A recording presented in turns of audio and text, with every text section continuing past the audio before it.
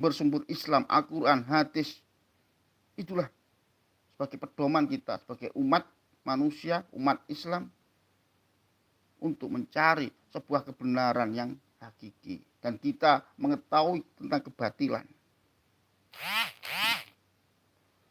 Memang perjalanan kehidupan manusia tidaklah mudah dalam menggapai sebuah kemenangan hidup. Untuk itulah belajar dan bekerja sebagai jalan mencapai amalan hidup yang sejati. Bekerja dan belajar adalah amalan. Maka ada istilah kita untuk selalu menuntut ilmu dari ayunan sampai ke liang lahat. Belajar dan juga bekerja. Bagaimana kita bekerja amalan kita di dalam kehidupan. Bagaimana amalan kita dalam kehidupan ini dihitung terus menerus setiap detik. Napas kita arahkan kemana, kebatilan atau kemungkaran.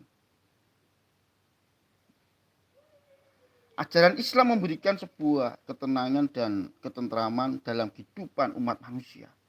Kalau kita sudah masuk ke dalam ajaran Islam menuju tauhid, tidak hanya ilmu yakin, menuju ainul yakin, kakul yakin, maka di situ ada letak tentang sebuah ajaran Islam tentang kehidupan. Maka perlu kita memberikan sebuah semangat di dalam hati kita, mengendalikan hati kita supaya tidak ada sifat-sifat riak, rujub, sifat ujub, bangga diri, sombongan kita hilangkan. Kita selalu banyak-banyak riwayat orang yang jatuh, hancur sehancur-hancurnya karena ada sifat sombongan. Di Fir'aun, siapa tahu Fir'aun adalah raja yang berkuasa di negeri Mesir yang luar biasa rakyatnya, tetapi ada sifat kesombongan, disitulah yang menghancurkan mereka.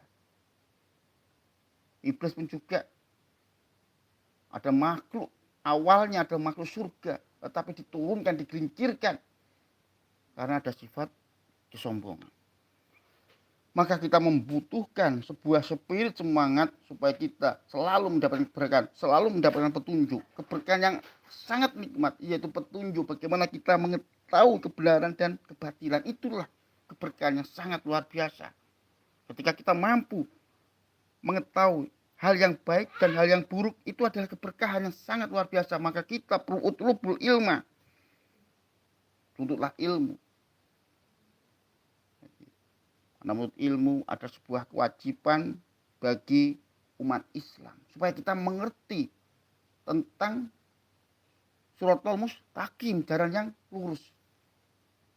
Maka kita perlu memberi sebuah semangat dalam belajar, baik formal, non formal dan informal. Kita mampu menguasai lingkungan kehidupan, baik lingkungan sosial, baik lingkungan pendidikan, baik lingkungan keluarga.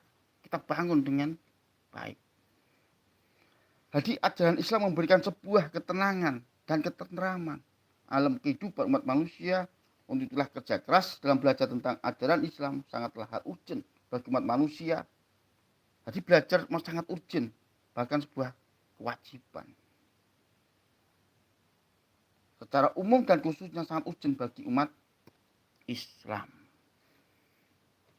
Maka teruslah semangat bagi anak-anak untuk terus belajar, baik di formal, informal, dan non formal. Bagaimana di formal dari sekolah dari PAUD, TK menuju ke jenjang SD atau MI derajat, SMP atau MTS derajat, sampai ke SMA, MA sederajat, dan sampai kita bisa ke S1 sampai S3.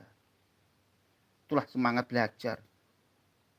Dari S1 sampai S3, berupa kita terus semangat memupah diri kita itu terus belajar dan belajar. Itu secara formal. Non formal tentunya kita belajar pada alam, belajar di lingkungan, di musola, di masjid, di diniyah, di pesantren.